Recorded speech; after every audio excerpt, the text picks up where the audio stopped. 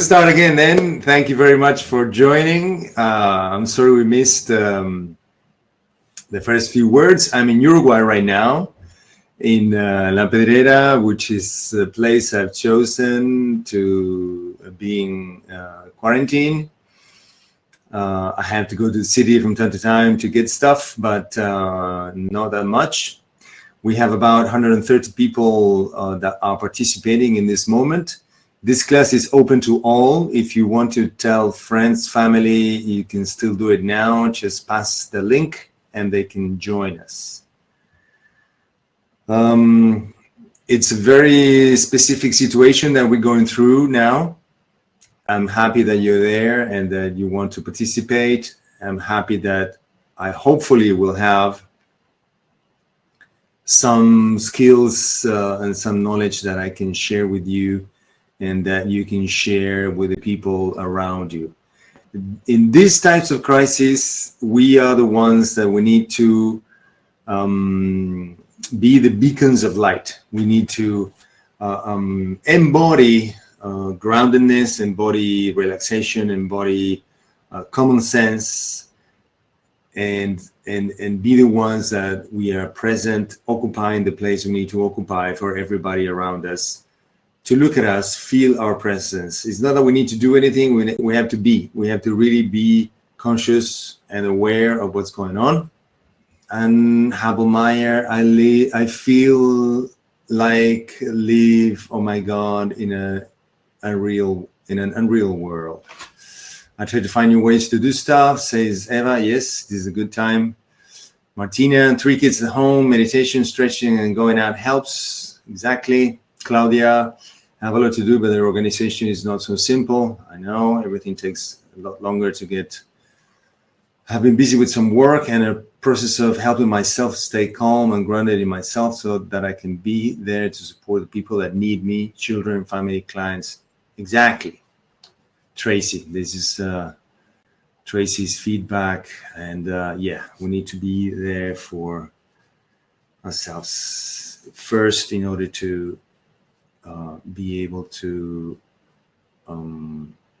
be of service. This is a time of being of service.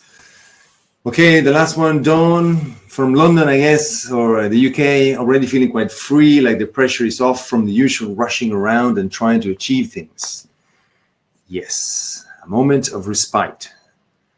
An opportunity for the earth to rest and for us to take a breath. Beautifully said.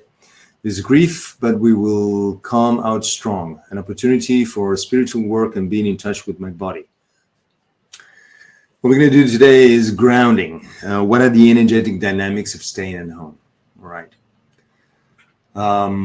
First thing that I'm doing now is I noticed that trying to get through all the feedback and the comments and so on, that I'll keep looking from the corner, out of the corner of my eye. Also, I start to get into the screen. I start to get into the doing. I start to get into the thinking about the situation. What I want to do today is to help you feel. So I am the first one. I need to feel, and when I am trying to get myself into the moment, the first thing I do is I think of my feet. So let's do this. Nick, I am recording all of this, so don't worry about it. You'll get a video afterwards. Just let's take a moment to bring our attention to our body. To me, the fastest way for grounding, we're going to look into this in more detail today, is to bring my attention to how is the contact of my feet with the ground. Okay, so let's start doing it. Instead of waiting for something to happen, let's start by bringing our attention to our feet and notice how is the contact of our feet with the ground. That in itself is grounding, and you'll notice immediately what's going on. Let me know through the feedback, how does it feel when you bring your attention to how is the contact of your feet with the ground.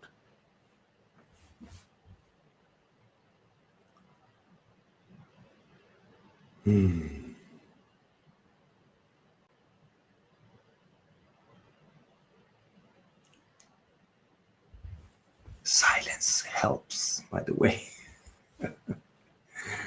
Cities are more quiet. The sounds of nature come in. I can hear the ocean, then I have it 50 meters from here.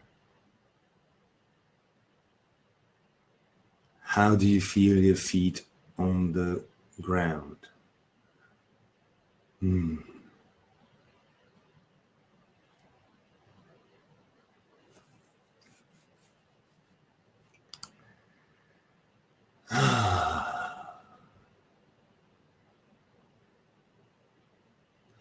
See, when we are able to feel where we are, everything seems to be better, brighter, safer, and more stable.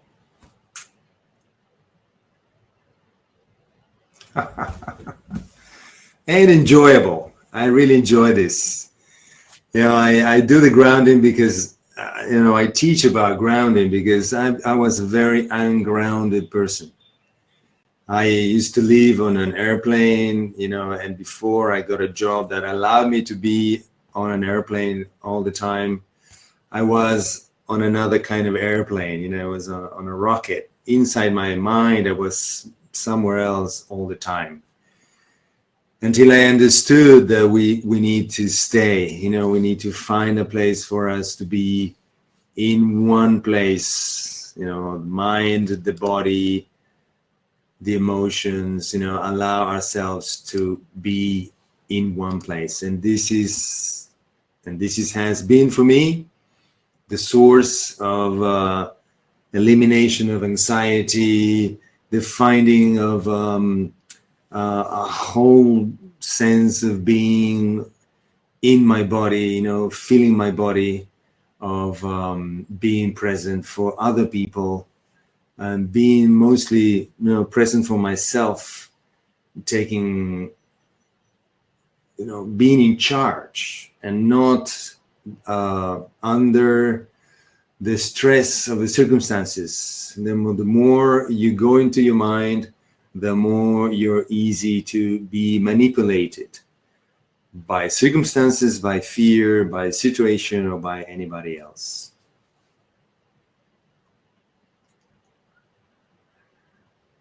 Okay, Stefan says, the calm and the slow let me regenerate. I lose money, but I save time. I don't have to fly, don't spend as much time on customers. Yep. Although we will need the money eventually, and I'm already trying to help through doing this kind of free training and other kinds of training to help, for example, how to follow up your clients at a distance, or how to do energy alignment sessions at a distance. We will have to adapt to the new times. I don't know how long it's going to take, not for us, but for people to feel comfortable with being in such a close relationship, or being so much in touch with a practitioner. I am thinking about that too. So it'd be interesting for us to think long term. What would we do if this lasts for longer than we're imagining right now? Okay, as I was saying, this is a class designed for people without any experience working with energy, but I know many of you have. In any case, sometimes you would have your own perception of how energy works, or meridians, or, we'll have our structure and our system. I'm only asking you today to give it a try and follow the exercises. Very simple, and you'll see how much they make sense. If you're a therapist, you will, the idea is that you go through this for yourself, and then if you feel confident, you can guide other people, your clients, friends, and family to do it. And little reminder, if you feel unpleasant when we do any of these exercises, just stop doing it and it will go away. All right, so what happens when we're in a critical situation? I have a lot of experience with this because I like to get in critical situations to do my shiatsu. As some of you know, I've been working in hospitals for many years now, and I like it to work in intensive care. I like to work with clients at the end of life. I like to work where things get really complicated, like in terrorist attacks, or like I did at Ground Zero in New York City, working with victims of hijackings and so on. Normally, what happens when we are under high stress, and the stress involves a life or death situation. And life or death situation is not only that, somebody's pointing at me with a gun. It means that I have the perception that, maybe I won't be able to come out of this. And not being able to come out of this is not only that my life as it is might be in danger right now, but also, as somebody said, I know that I'm not going to be earning money for a few months. So that has to do with survival as well. It's how I'm going to support my family, how I'm going to support myself, how am I going to pay the bills, and in any case, I might be able to struggle and survive, but is that the kind of life that I want to live? So also issues with survival, and this I've seen with cancer patients quite a bit, they know that they're going to survive, they know that they're going to be okay, but they're not going to be able to continue playing golf or traveling, or they're going to have to be a lot more careful with what they eat, or they're going to have to take this medication for life and so on. And many people think in terms of survival, because do I want to live my life in these terms? That also has to do with survival, and how you want to live your life. And sometimes people decide that no, they don't want to go on living like that. And again, it doesn't mean that they're going to die, but that means that they'll have to look at the issue of how to live their lives in terms of survival. Okay. Usually when we are in these times of situations, everything speeds up and our feet are up in the air. The first thing that we lose is our grounding. It's as if we're floating. There's an expression in English: the rug is taken from under our feet.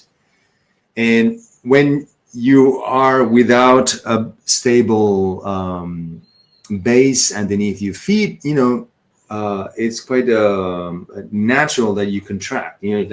You try to hold on to your energy, okay, so you don't keep falling.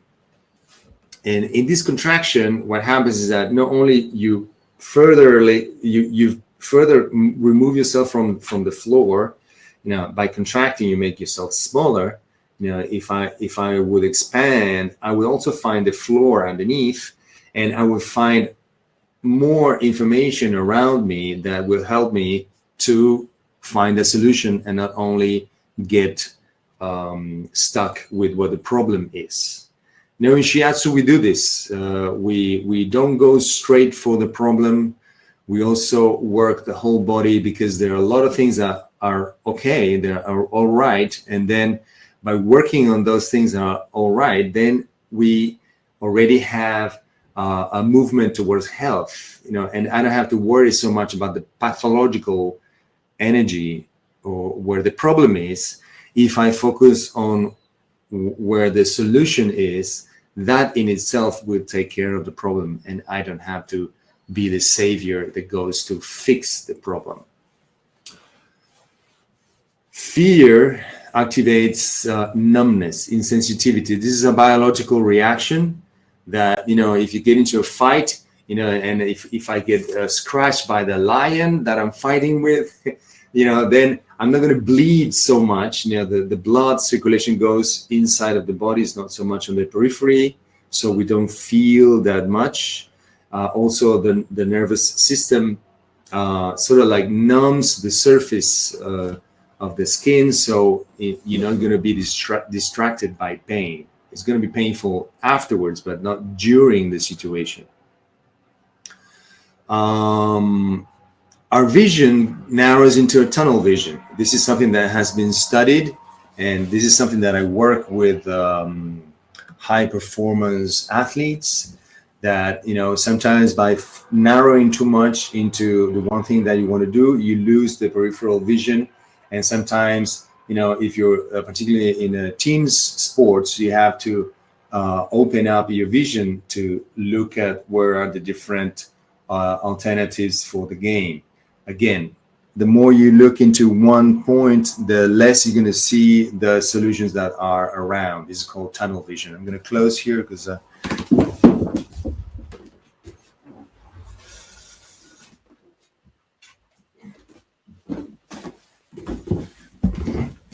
we have a paraglider with an engine right outside right now. Okay, so the adrenal glands get activated. You have high cortisol, the heart rate increases, the blood pressure goes up. So a lot of very unpleasant reactions from stress. Okay, and now what happens is that we have many different types of stress, and they have to do with boundaries. And the boundaries of, you know, I have to be isolated. I have to like cut myself off the rest of the world and stay at home. I have to, my skin, I know I need to wash my skin. I want to make sure that the boundary of my skin is very safe. I have to be away 2 meters from other people that I cannot touch. Okay. The lungs have to do with the boundaries as well, because the air that is out there that could be potentially contagious, you know, potentially could be dangerous, you know, like the air outside after I breathe in, it crosses a boundary, it crosses a border, and it becomes mine. And then my air, when I exhale, comes out into the environment. And that boundary that has to do with the lungs, with the skin, and with the large intestine is something that it's, you know, we're starting to overuse or underuse or overstretch our protective key, our protective energy. We are working on the borders, you know, between people, between homes, you know, my home, don't go to the other home, and between countries, you know, so there's a lot of stuff going on with that too. And when we talk about boundaries, we talk about territory, and we start to find conflicts of territory. You know, when do I feel invaded by somebody that's coming too close to me in the supermarket? When am I being invaded when I have to stay at home and, you know, I have somebody that I'm not getting along well? I need more space, and everybody needs more space. But again, it's an opportunity to recover some of the territory that we normally lose. You know, we don't stay at home. Home is our natural territory. You should feel comfortable at home, and sometimes you don't, or sometimes you don't want to stay at home, or sometimes you just want to visit home. So having to stay, you know, and being able to stay at home gives us a chance to get back in contact with a natural territory where we should feel safe. And sometimes we don't. So it's an interesting dynamics that come up. Good. I just want to make sure that you're following me, you know, getting to board. We're going to go into experiences pretty soon. I just want to check that you're with me. We're about 140 people right now. You know, it fluctuates. Are you there? Okay, great. You never know with so many technological things that have to go right in order for this to happen, if something's going wrong and you don't notice. Okay. Good. Thank you. Hi, Wolf.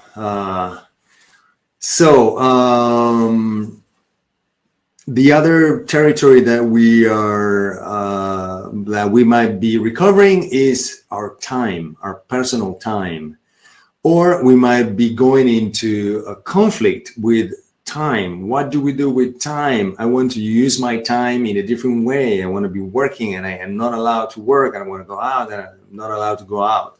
So it applies to a lot of things, and it's important that we think about, we bring our attention to our territory, our vital space. This is about the lungs too, and the large intestine.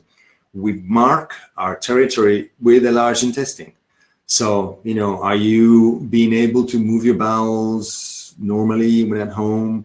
Are you not being able to move your bowels normally? You know, when you are in danger, usually you're not, it's not that easy to move your bowels. You know, you have to keep everything until you arrive to a safer place or a safer situation where you can let go. And then only you can move your bowels. You know, so it has very long-standing and sometimes unexpected ramifications. Okay, energetically, what happens is that we lose the connection of our body with the energy of the earth. Okay, in a critical situation, in an emergency situation, what happens is that we cut ourselves from the ground, and you know, we lose our ground, lose our footing. There's many expressions in English, also in Spanish. We make ourselves smaller by contracting, as I said. Because we lose the contact with the floor, we have no traction. And we tend to, when we do something, we tend to be like the hamster on the wheel. Lots of activity, but nothing really happens. And this is a great source of anxiety. We tend to disappear energetically because, you know, in this thing that we become numb, we remove ourselves from what's going on, and we kind of like, oh, this is not happening to me. And, you know, I'll go through this. My body is there, but I am somewhere else. And this is a very dangerous situation. Of course, it's a biological response to help us not be in pain, but we'll do exercises now so we are able to go back into our body. We shut our system up and we get no exchange with the environment. Nothing comes in, nothing comes out. The large intestine, this is what I was talking about before. We stop feeling, we lose connection, we lose contact with our intuition. And this is different than instinct. Sometimes in critical situations, we get out of it through instinct, but we tend to be a lot more complicated and sophisticated these days. And what we need to get in contact with, besides the instinct, is our intuition. How do I get out of here? Great. The response for me is grounding. In every really, really hairy and difficult and scary situation that I've been in, after I learned this from my teacher, it's a shaman Gregory Antuhin from Russia. And when I understood these energetic dynamics, you know, since then my life's changed. I'm able to really get myself in a situation and do something about it. Grounding is our ability to connect to the earth, to feel support, protection, safety, and stability. It also helps to let go of the excess energy we don't need. How can we do that? Okay, there are many ways to do that. You know, like you can go out in the garden, going out in nature, do some pottery, get your hands in movement. If touching the earth, sometimes cooking is great. Using touch, you know, massaging your feet, for example. There are many exercises. You can use breathing techniques. But to me, the fastest and most effective way that I know to ground ourselves in seconds is to activate the root chakra, the first chakra, okay? And this is what we're going to do now. I know that some of you don't have any experience with chakras, and it's completely fine. You know, this is not religious. This is something that's just like an energetic structure.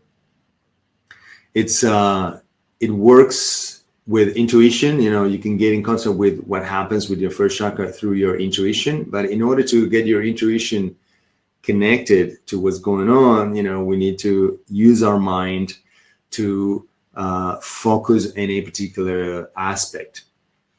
What I focus on, because chakras are huge, there are incredible number of associations, colors, mudras, yoga poses, sounds, meridians, types of breathing, flavors, color. I mean, a lot of things, but the ones that I use are the right of each chakra. We're going to look at it now, and the rotation of the chakras. Chakras spin. It's a very particular way of spin that each chakra has. And when you know which kind of spinning favors the functioning of each chakra, then you can focus on that direction of the movement, and it works amazingly well. This is not what we're going to do today. We're going to look at the right of each chakra. We're not going to look at the rotation, but we're going to do some affirmations and visualizations to activate the root chakra for working with the rights of the first chakra. We're going to go into that after we do a first exercise and a visualization that we're doing right now. Okay, so let's go into, again, paying attention to the contact of the feet with the ground. Remember, the first chakra, which is called the root chakra, is what connects us to the floor, okay? And it's all right to say this. It's all right to talk about this. We all heard about the chakras, left, right, and center. There's a lot of information. Online is amazing. You know, like it is an explosion of information about the chakras. But I want you to feel it. I want you to experience it. And this is the exercise that we're going to do right now. So feel the contact of your feet with the floor and check the sensations with the body. Judith, you can sign off and sign on again if anything seems out of whack, or maybe you have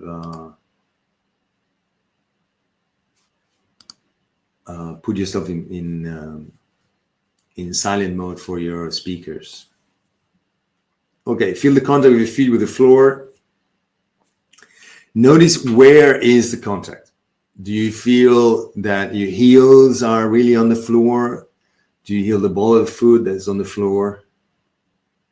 Do you notice anything about the inner arch? Do you feel the outer arch of your feet? It's getting warm here, and it's going to get warmer because I'll let you know, or you let me know. Okay. Any difference between the right foot and the left foot? Do your toes touch the ground? If anybody can send me a little quick feedback.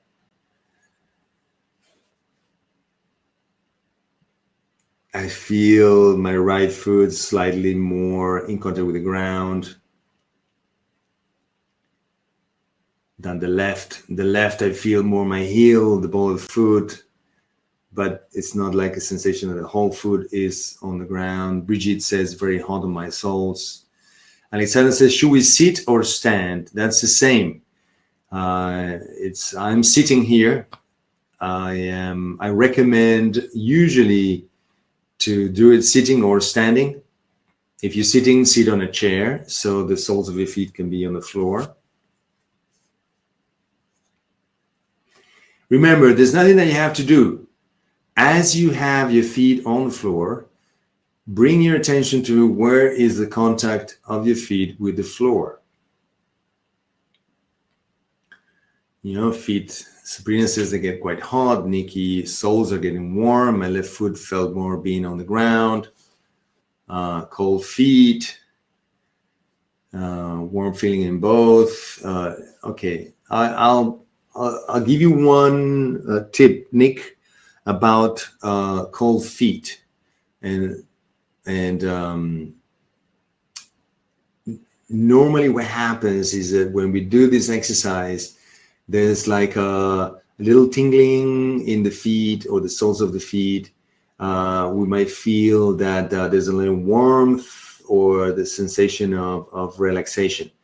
If your feet contract, if your feet get cold, it's fine. Sabine says also has cold feet. But it is already speaking about your relationship to the earth, okay? And I'll say it now, it has to do with the mother, because the earth is archetypically the mother earth, okay? And the earth has to do with not only mother, like the relationship with my mother, the relationship with feminine energy, relationship with me mothering others, be a man or a woman. For a woman, it has to do with maternity, your ability to be a mother, and but in general, it has to do with how is my relationship with my mother. And if my feet are cold, we could say the relationship with mom is a little bit cold these days, or I have a there's an expression in English that says my mother left me in the cold. I was left in the cold. And sometimes when it's in the feet, it talks about the relationship with the mother. But in any case, we don't have a good relationship with all of our mothers. It's not simple. But we can improve our relationship with the archetypal mother, with Mother Earth. And this is what we're doing now with this exercise.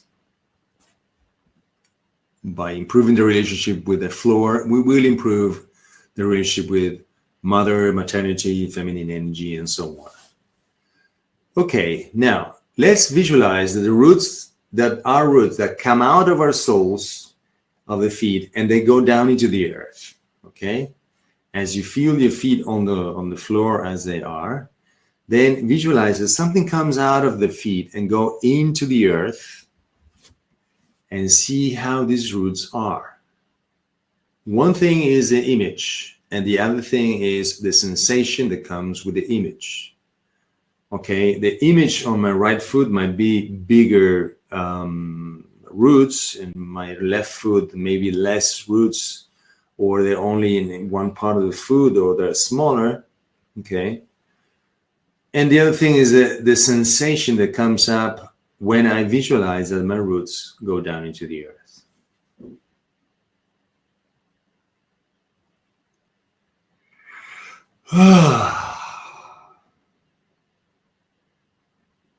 That's the sensation I have when my roots go into the earth. I feel a total relief.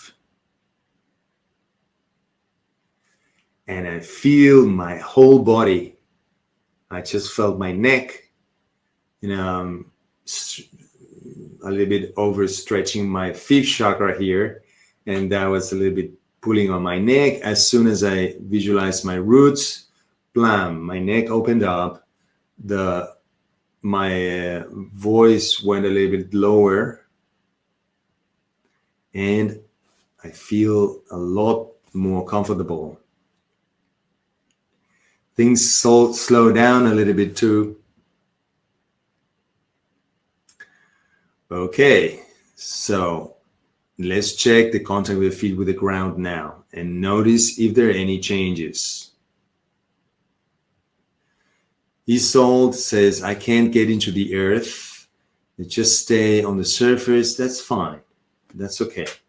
Let's keep working on the next images that I'll be proposing. And then if imaging doesn't work for you, that's why I have another set of skills that we can use to connect with the energy of the earth, and that is through the affirmations. Brigitte, like flashes going down into the ground, comfortably warm in the lower hara. Klaus, strong intention, nearly unpleasant. Remember, if it's unpleasant, you can insist for a little while and usually it gets better, or you can just stop doing the exercise and the uneasiness will go away. Eva, I feel more grounded than before. Tracy, space coming into my joints, up my legs, the breath changes. Maria, starts smiling, feel more stable. So do I. Yawning, short tiredness. 1 minute later, I feel fresh and open-minded. Fit. Eva says that. Christine, both feet and my mind are grounded. Nikki, so feet are like glued to the floor. Is this a comfortable sensation, Nikki? Because before you said that the feet were cold. How is it now? How is it now that the feet are glued to the floor? I'll make a little comment here, because when I teach this in Spanish, the translation, good. Nikki says, my feet are becoming, Sabine says, my feet are becoming warmer, whose feet were cold too. Nikki says it's better too. Good. Great.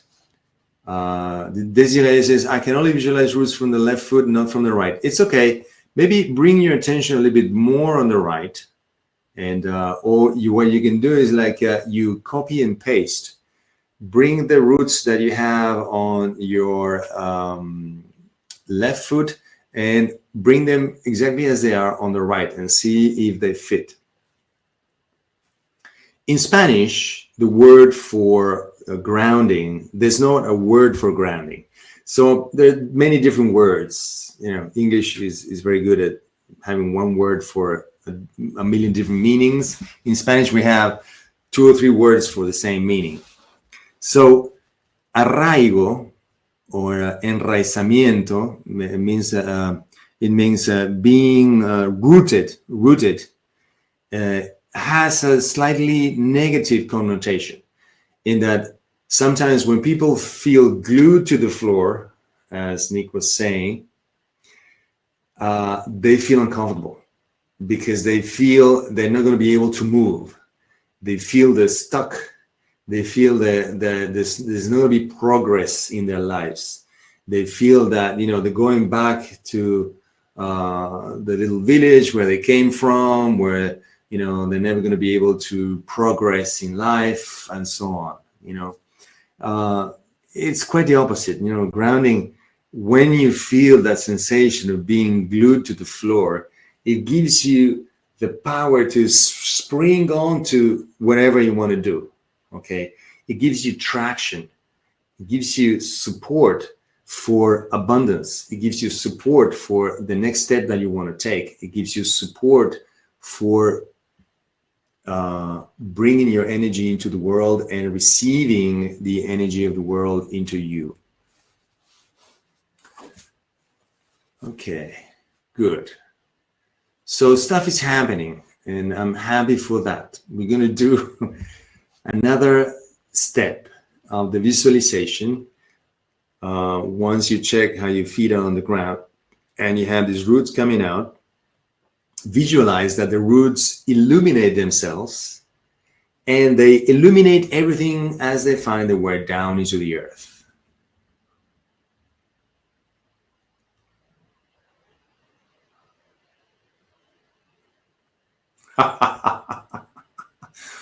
Wow.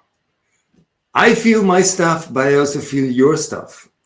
And I know that this has had an impact on many of you, where it's like, wow, that's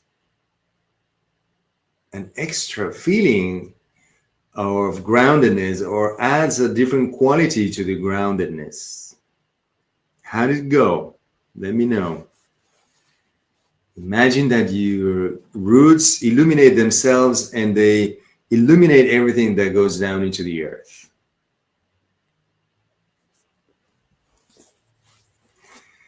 This is the moment that I usually get when I teach online. This is the moment where I know we are all connected. This is the moment when I know we feel each other. Just like the biggest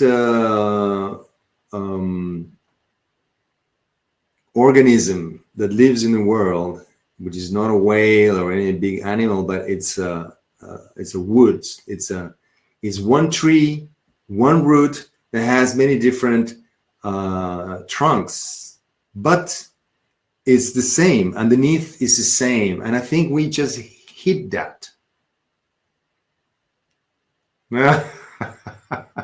Maria says, I feel like a Powerpuff Girl. Seriously. Okay, go for it, girl. Much better, warmer, and lighter. Awesome, says Brigitte. I feel light. Okay, good. Great. So it is important that in times of crisis, you do not isolate yourself. You might need to be separated physically from everybody else, but please remember that underneath we are connected. It is in our power to be as big as the whole planet. And it is our right to use that power for the good of everybody and for yourself as well. Okay? We need to use this resource. Okay? We are one. We are one. And this is how it feels to be one with everything, to be one with everybody else.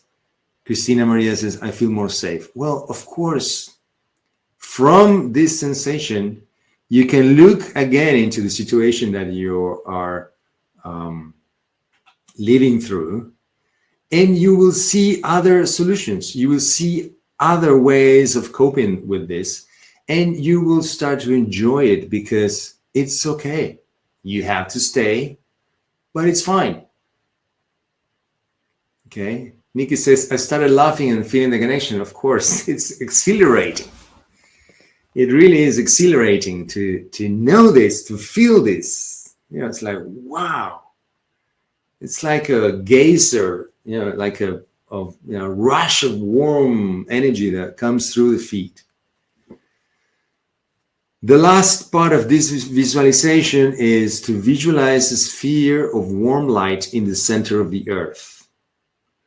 Okay, imagine the center of the earth is like lava, this light, like red, orange, yellow, and this sphere invites your roots to go there. So you don't have to do anything. You just have to accept that invitation and see if your roots go there or not.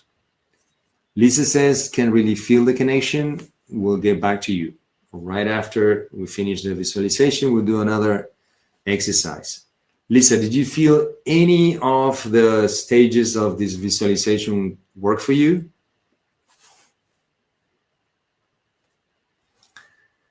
Martina says, I feel abundance.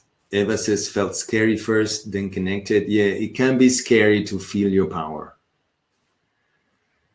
Maria, I keep smiling. Christine, thank you for feeling the connection with you and everybody. Lisa says, yes, all stages before were fine. So, okay, Lisa, you know what your dose is. You can stay at the last stage and it's okay. When you do it again, you will maybe try to do it with the sphere in the center of the earth. But if it's worked for you until now, that's completely fine. Now, notice if your roots arrive to the center of the earth or not. And Christina Maria says, hope you will come to Hara Shiatsu School. Yes, we have some dates already set up for October. And then when you connect with this sphere, even if your roots don't get there, allow the light, this warm light, to reach the tip of your roots and go up through your roots onto your feet and then up through your body wherever is needed.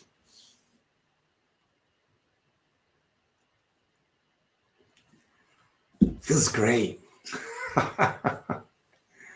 Feels wonderful. I'm so happy to be here teaching you this stuff, because it makes me keep working deeper and deeper and deeper into this stuff. You know, the other day I taught sort of like a spontaneous workshop with a group, and they asked me to teach something, and I said, oh, let's do some grounding. And somebody said, oh, but we already did the grounding. But it's never enough. You know, you have to renew it. It's never the same. You know, many of you here in this group have been studying with me for years. And I know that this experience is different from all the other experiences that we had doing the grounding before. By the way, for the people that are aware of the Chinese medicine points and theory and the shiatsu theory, you know that kidney 1 at this point in the center of the foot is called, the name of this point is called a bubbling spring. Now we know it's a very yin point. It helps people to like cool down, but it always called my attention why, if it's a cooling point, a calming point, is called bubbling spring. Because a bubbling spring is something that pops up.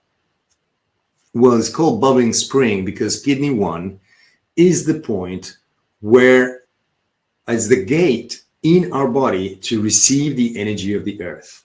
And the energy of the earth is a bubbling spring. So that rush of energy that supports you and sustains you comes in through kidney 1.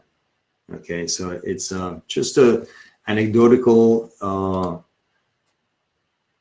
thing for us to remember that, you know, we already have the gateway in the center of our feet. Good. All right. Now, Brigitte says secure and expanding at the same time. Dawn says I really love this connection to the earth. It is so touching and powerful. Maria says my hands are open, like in receiving. Yes, of course. You have a lot more to give when you connect with the power of the earth. Tracy says feels more movement and energy in my body, lightness. Christina Maria says, how long will the corona go around the earth? Probably for many years. And it's going to be a little while until we get used to it and we are able to integrate it in a way that is not harmful for us. Okay, Nick says it's really hard for me to do it. I don't know what it is. What it is that's hard. Is it the visualization? If you can expand, I'm here waiting for your answer.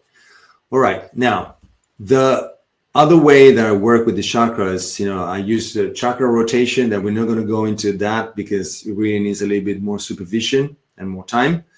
The visualization of the roots, and the other thing that I work with is the right of each chakra. Okay, the rights of the first chakra are 4. Is the right to exist, to be or not to be. You know, when you are into this life or death situation, it's an existential issue. You know, I am here now, I might not be here in the next moment. The right to be, okay? The right to be is not just exist, it's the right to be who you are. You know, it's like to be able to be you. The right to stay is the right to be able to stay in your place, not have to do anything in order to justify that you are staying here. You have the right to stay wherever you want. Okay. A corollary of this right to stay is the right to occupy your place in the world. Okay, because you exist and because you are, there's a place for you in the world. And you have the right to occupy that place in the world according to your own rules. Okay, this is important. It's not just occupy space. No, occupy space how you want to be, how you want to stay, how you want to be in that place. Okay, so this is important. We're going to go through all the affirmations of each of these rights. By the way, this is where the root chakra is located, at the perineum. Okay. Now, Nick, I didn't get, okay, the feet are still cold. I always wanted to put it up on another chair. Okay, yeah, I know the people like they cross their legs or they have the feet up or they put it on a table or something. You know, it is part of you not being in contact with the earth and not wanting to be in contact with the earth because maybe it is uncomfortable. This is all unconscious work. It's not necessarily, but if you bring your attention to this and remind yourself to place your feet on the floor, it will work. Sabrina, I did not realize that there was fear and tension in my body. I just wondered why I was feeling so low today. I was quite out of my body. How are you now, Sabrina? Let us know. Great. So let's bring the feet on the ground. We're going to go slightly over time. It's going to take about 10 minutes to do this. I hope you can stay. All right. Feel the feet on the ground and see what reactions do you get in your body when you say, I exist.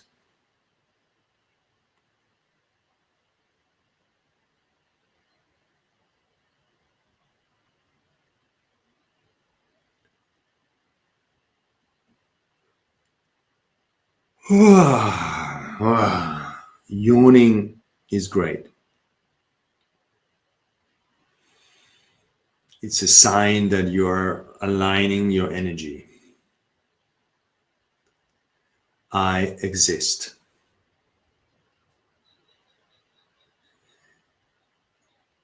If when you say I exist, you feel uncomfortable, try saying this. I give myself the right to exist. I give myself permission to exist.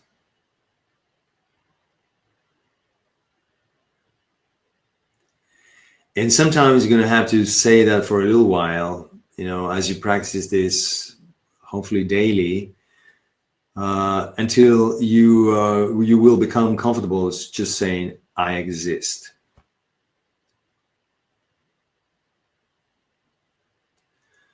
Isolde says she's a bit hesitating. Christina Maria, it's not easy, but it gets better. When we connect with the right to exist, we might be looking into prenatal issues as well, you know, before we were born, and what happened in the moment of our birth. You know, like sometimes, you know, you were in between existing and not existing. You know, sometimes your parents were considering not to continue with the pregnancy, and those issues stay, and you're born with the sensation that you're not sure if you should exist. Sometimes you are born after a baby that wasn't born. You know, sometimes they're waiting for a little boy, and you know, by the 4th month of the pregnancy, the boy dies and never gets to be born. But there's a place for that boy that you know, has a name and has a bedroom that is already all painted in blue and so on and so on. There's a place for that on earth, for that existence to arrive and take form, but sometimes it doesn't happen. Then when you arrive afterwards and say you're a girl and you arrive in a blue room and it's like again, should I be here or should I not? Okay, let's move on to the next one. I am.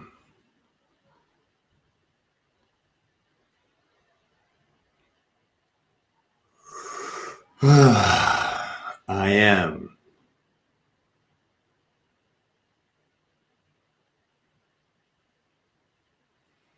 By the way, working on these affirmations, working on your first chakra, you are working on your past. You're working not only on your past, but on the past of your ancestors. You're connecting with all the ancestry and cleaning up many of the issues that sometimes are not yours. Maybe it was your mother that has that issue with existence. And then when you were born, her fear was passed on to you. And then you're living that conflict, but it doesn't apply to you.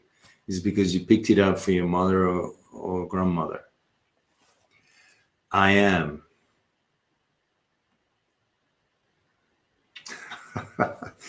And again, I feel in many of you the resistance. It's like, ooh, it's like there's a little tension that comes up. Some of you feel comfortable being, and some of you feel like, ooh, shit, it feels uncomfortable. What is that sensation? So for those of you that is not easy, you can say, I give myself the right to be.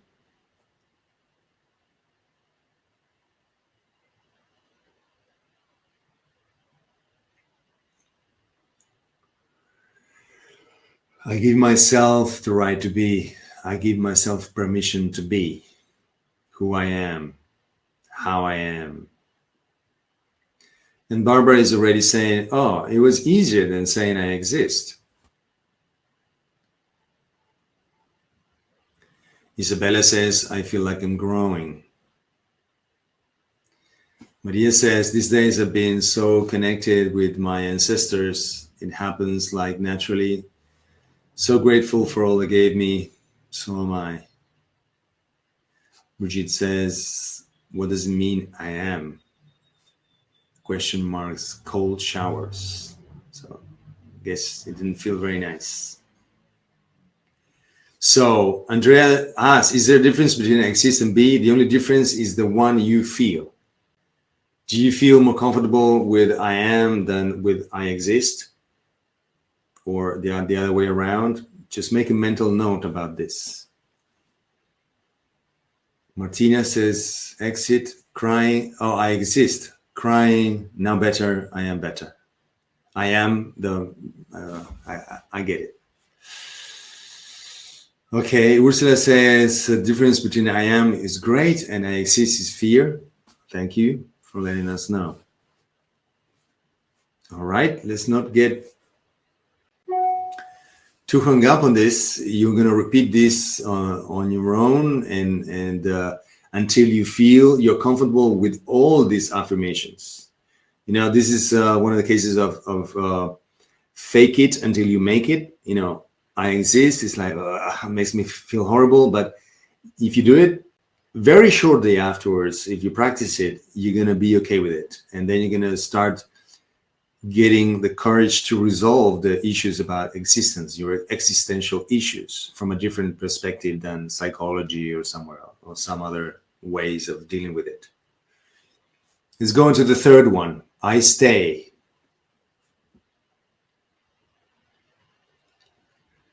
I give myself the right to stay.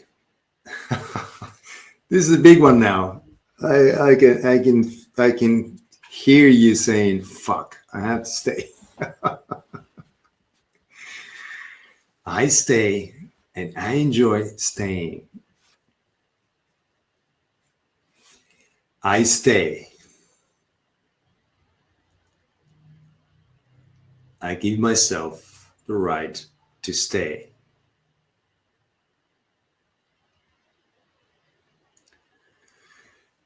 We are so used to doing stuff, to moving on, to, getting on to the next thing on our list to do, always looking ahead, making, visualizing what are we going to do tomorrow, day after, in 2 years, in 10 years, This is one of the rights that we don't usually use. We don't allow ourselves to stay. And this is one of the good things about the coronavirus situation, is obliging us to stay and find how we can stay and be satisfied just staying.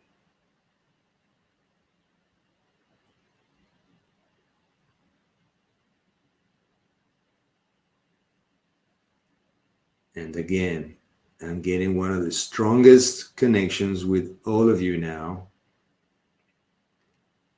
And I feel this in my feet. It's like I can feel that this really hit a chord in you.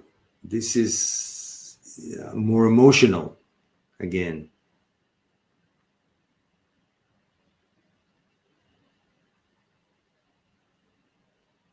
In this situation, if we stay, we are fine.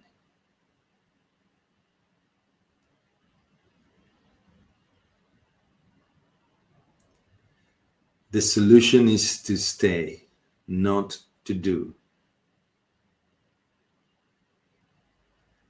I can stay and I don't have to justify my staying with any doing.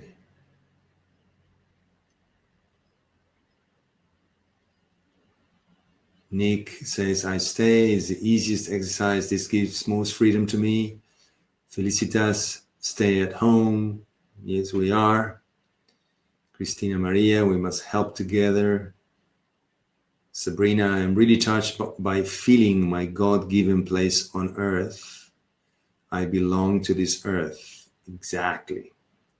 So many people pretend they're living in another planet. So many people feel they have refuge in an amazing place that I have somewhere in the sky. And that's wonderful. It is wonderful. There are many universes. There's a lot out there. But this time we came here as human beings, and this is part of our experience. We cannot fly all over the place. We have to stay, and if we don't learn that lesson, life will make sure that we learn it individually. Say they give you a good cold or some sort of disease, back pain, that will make you stay in bed for a few days and stop everything.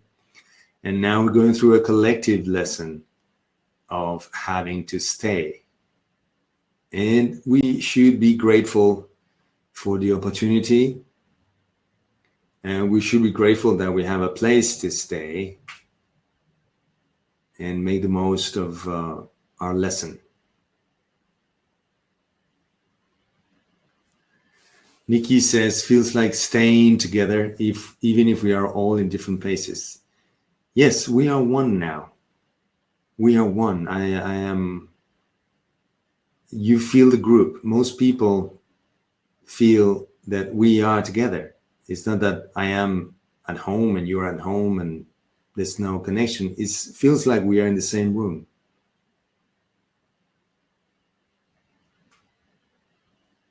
Yeah, and that is what is touching. You're not alone. We are not alone. And it's wonderful. It's great to be human. It's great to be human. And this is how it feels. when we stay.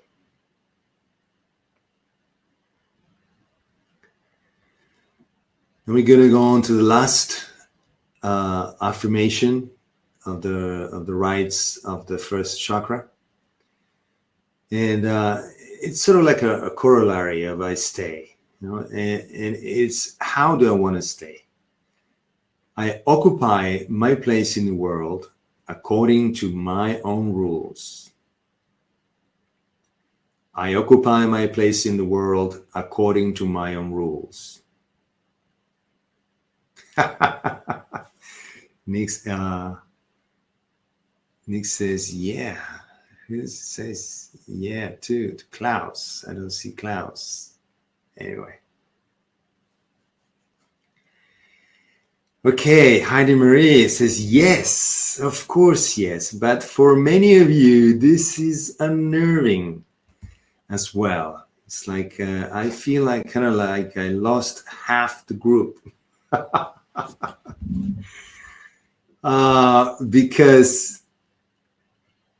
Because yes, it really makes noise. How am I going to occupy my place in the world when there's so many people there, and then on top of it, occupy it according to my own rules? Okay, well, if I don't occupy my place, I don't know where my place is. Until I occupy my place, nobody knows where their place is. If I am out of place, everybody else is out of place. And then, according to my own rules, is how do I want to live my life? And again, it doesn't mean that I'm going to do whatever the hell I want to do, because, I occupy my place and you occupy your place, and maybe we share the place, and maybe we're married. And maybe, we have to negotiate the rules. So, we can occupy our places in the world together and being ourselves. According to my own rules is that just think this, if you work for a company, you go to the building for about 8 hours, you have a boss, you have the rules of the company. And the company says what you're going to do during those 8 hours. All right.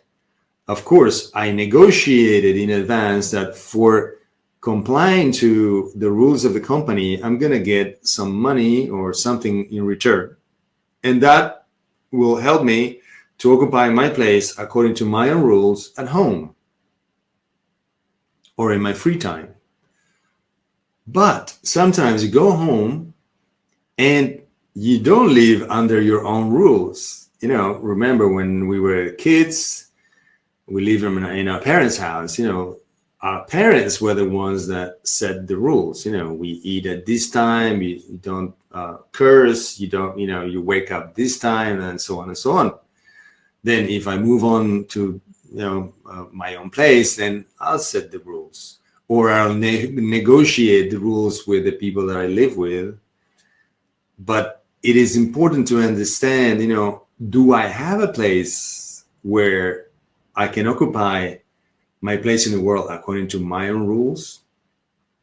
Or am I saying what my mother says, or what my wife tells me to do, or what society wants me to accept, even if I don't want it, or however, it sounds a lot more aggressive than it actually is. It doesn't mean that because you occupy your place in the world according to your own rules is that you're going to invade everybody else's space.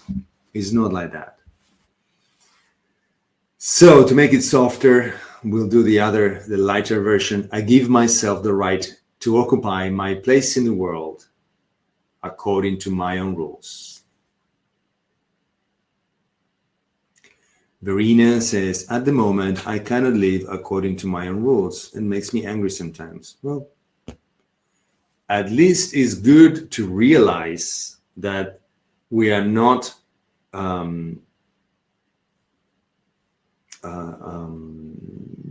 living according to our own rules. And then once you see it more clearly, as this system helps you to do, then you can decide what you can do about it.